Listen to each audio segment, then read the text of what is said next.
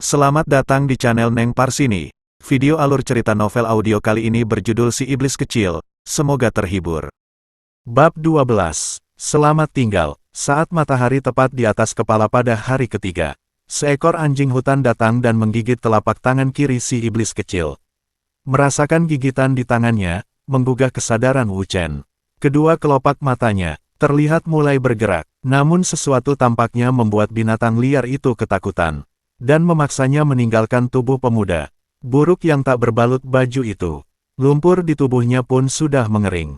Wu Chen merasa jika tubuhnya tengah ditarik oleh sesuatu. Dia berusaha mendongakkan kepala untuk melihat apa yang sedang menyeret dirinya, tetapi pandangannya masih belum jelas karena matanya sedikit lengket oleh lumpur yang telah mengering. Syukurlah kau sudah sadar, kupikir kau sudah mati karena dibiarkan tanpa pertolongan di tempat ini. Seseorang berbicara dengan perasaan lega saat melihat kelopak mata pemuda yang dia seret sudah terbuka. Xie Lian, Wu Chen bertanya dengan suara lemah untuk memastikan jika penglihatannya tidak keliru. Jangan bicara dulu, meski fisik luarmu tidak terluka sedikit pun, luka dalammu pasti sangat parah. Ternyata saat ini Xie Lian datang untuk memberi pertolongan pada temannya. Walau saat ini dirinya juga belum pulih sepenuhnya. Setelah mendudukan Wu Chen di salah satu teras bangunan yang masih dalam kondisi baik, Xie Lian menatap pemuda itu dengan perasaan lega dan juga sedih bersamaan. Dia sudah mendengar sebelumnya tentang perubahan fisik Wu Chen dari cerita orang di kota saat mereka melarangnya untuk kembali ke sekte. Dia pergi diam-diam karena Wu Chen jadi seperti itu demi menyelamatkan mereka bertiga. Tetapi Xie Lian tidak mendengar jika beberapa untai rambut bagian depan Wu Chen telah berubah menjadi putih. Apa ini akibat dia menggunakan kekuatan misterius yang mereka sebutkan? Pikir gadis itu, aku mendatangi kediamanmu, kau tidak ada di sana. Maaf aku terlambat datang untuk membalas kebaikanmu. Hening cukup lama, tidak ada balasan dari lawan bicara gadis itu. Dia juga tidak tahu harus mengatakan apa pada Wu Chen yang terlihat sedang terpukul saat ini. Telanlah pil ini, untuk mengobati luka dalammu. Akhirnya Xie Lian memberikan sebuah pil untuk luka dalam pada Wu Chen, tetapi pemuda itu tidak meraih uluran pil dari gadis itu. Pemuda buruk itu hanya duduk dengan memeluk lututnya sendiri. Ingatannya kembali pada saat Yu Yun berada dalam dekapannya, saat gadis itu menghembuskan napas terakhir. Air mata Xie Lian menetes tidak tertahan. Saat melihat kondisi temannya itu, dia juga baru mengetahui jika sahabatnya tidak berhasil diselamatkan pagi ini. Chung Li masih belum sadarkan diri. Jika dia tahu aku membiarkanmu mati di sini tanpa berbuat sesuatu, dia pasti akan sangat membenciku. Sesaat Wu Chen menoleh dan menatap Xie Lian dengan tatapan kosong. Tidak lama dia kembali menekuk wajah di atas lututnya. Kau tidak perlu mengkhawatirkan dia, ada banyak orang yang tengah merawatnya saat ini, pikirkan saja kesehatanmu sendiri. Aku akan mengambil air untuk membantu membersihkan tubuhmu, kau tunggulah di sini. Wu Chen masih saja diam tanpa mengatakan apapun. Xie Lian keluar dari dalam bangunan dengan menenteng sebuah ember yang terbuat dari kayu. Namun air dalam ember itu ditumpahkan begitu saja saat dia melepas pegangannya. Itu karena dia melihat Wu Chen sudah berjalan pergi sambil memegang dada dengan tubuh masih terhuyung. Wu Chen, kemana kau akan pergi? Bersihkan dan sembuhkan dulu luka dalammu. Setengah berteriak Xie Lian berlari kecil mengejar Wu Chen yang tidak mendengarkan sahutannya.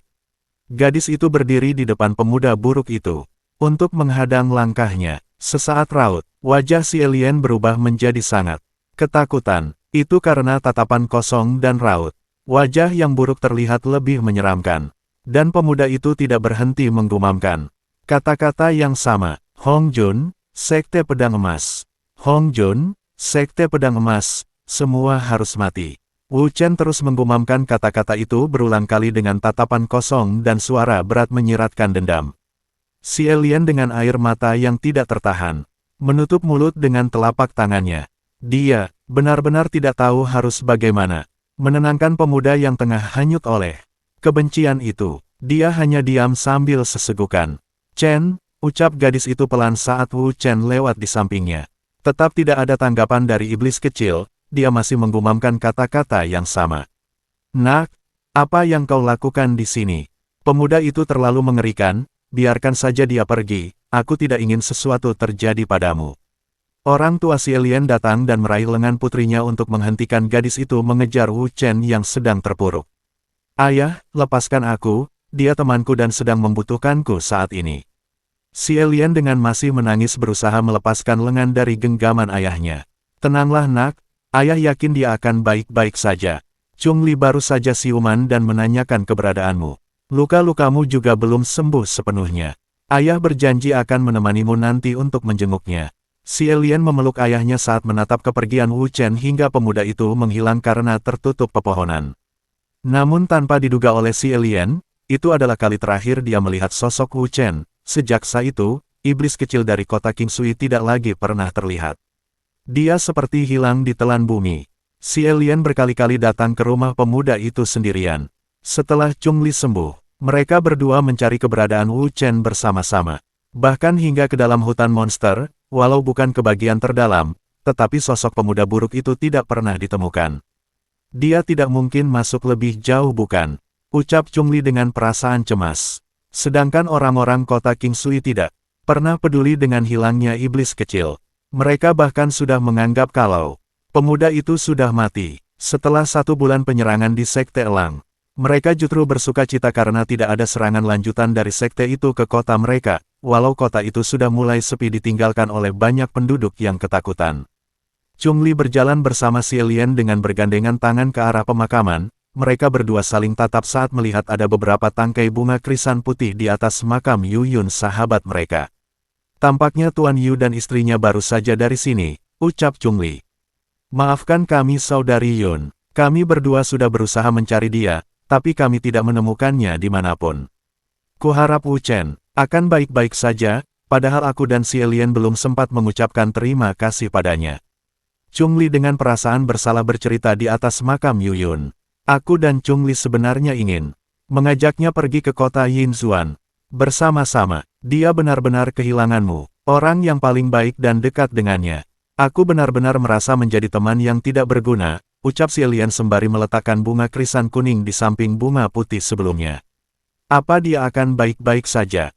Hidup sendirian dengan kondisi seperti itu pasti sangat menyulitkan untuknya. Aku tidak menyangka, kehilangan Yu Yun benar-benar membuatnya sangat terpukul, tanya Chung Li pada kekasihnya saat meninggalkan pemakaman. Bukan kehilangan Yu Yun yang membuat dia seperti itu, tetapi karena kehilangan cinta yang membuatnya menderita.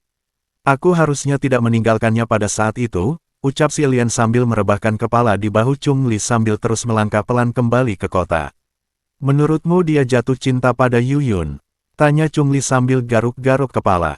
Tanpa mereka sadari, satu sosok berpakaian hitam dengan wajah tertutup kain memperhatikan mereka dari kejauhan. Selamat tinggal, meski tidak terlalu lama, memiliki teman seperti kalian adalah hal terbaik yang pernah terjadi dalam hidupku. Orang yang tak lain dan tentu saja Wu Chen berbalik, lalu pergi meninggalkan kota Qingsui. Kembali dalam kesendirian dengan api dendam menyala di hati pemuda itu. 18 bulan kemudian, 3 orang kultivator yang jika ditelisik dari pakaian mereka tampak seperti murid sekte pedang emas. Itu bisa diketahui dari token khusus milik sekte yang tergantung di pinggang mereka. Token dengan simbol pedang berwarna keemasan. 3 orang murid itu tampak lari dari kejaran seseorang, tubuh mereka sudah dipenuhi oleh luka. Sial, orang brengsek ini berani menyerang murid sekte pedang emas. Apa dia tidak takut akan menjadi target pengejaran?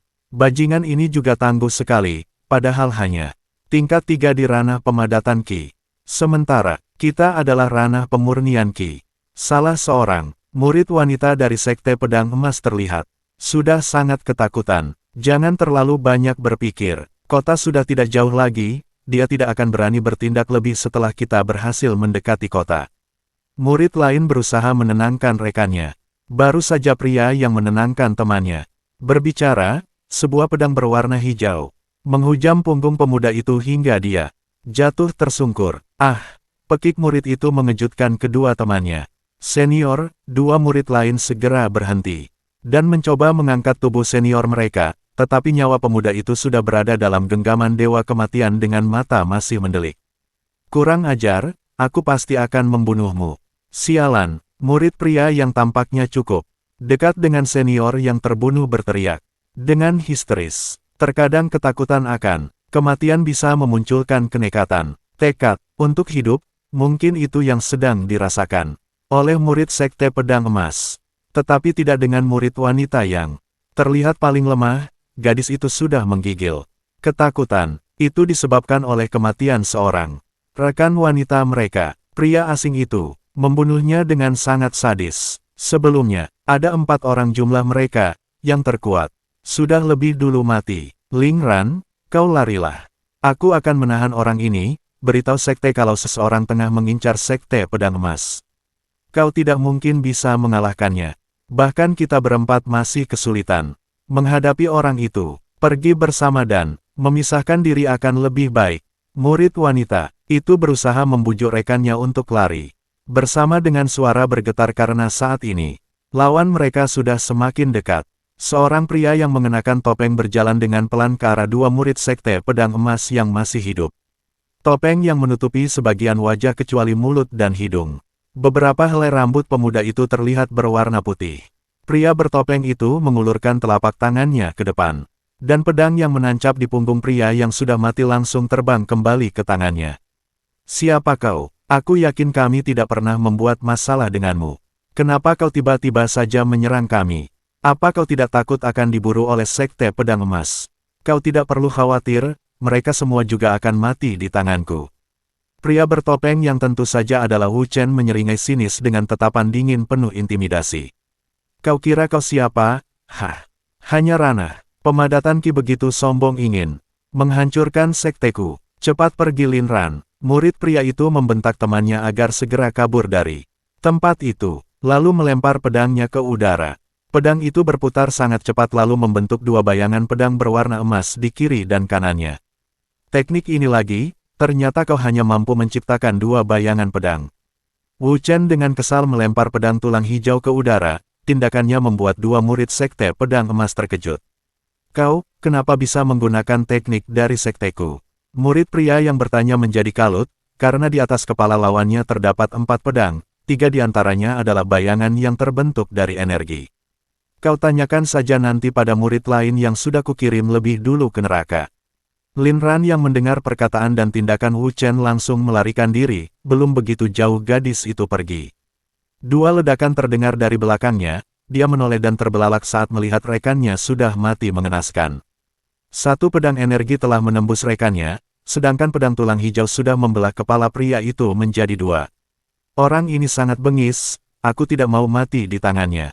Lin Ran yang ketakutan semakin mempercepat langkahnya. Namun dia tidak bisa pergi jauh, pedang tulang hijau yang masih berlumur darah tiba-tiba saja menancap di tanah tepat di depan gadis itu. Wu Chen kini sudah berdiri di belakang gadis itu. Memburu kalian ternyata jauh lebih menguntungkan daripada berburu monster iblis. Mata gadis itu mendelik saat melihat Wu Chen berdiri dan melambung-lambungkan 3 cincin artefak penyimpanan di tangannya. Milik 3 teman gadis itu yang sudah lebih dulu mati. Kumohon jangan bunuh aku akan memberikan apapun yang kau minta. Gadis itu bersujud memohon agar pria bertopeng melepaskannya. Benarkah? Bagaimana jika kau bunuh diri saja? Itu akan sedikit menghemat tenagaku, ucap Wu Chen santai sambil mengulurkan telapak tangan yang menggenggam 3 cincin. Orang mati tidak membutuhkan artefak penyimpanan bukan? Mendengar perkataan Wu Chen, air mata gadis itu menetes. Dia merasa kematian sudah di depan mata. Aku muak melihat air mata palsu, kalian bahkan tertawa saat membunuh Yu Yun dan murid Sekte Elang lainnya. Kakau dari Sekte Elang. Kumohon aku tidak ada hubungannya dengan peristiwa saat itu. Aku baru menjadi murid Sekte Pedang Emas setahun yang lalu. Walau terbata-bata, gadis itu berusaha memberi penjelasan pada Wu Chen.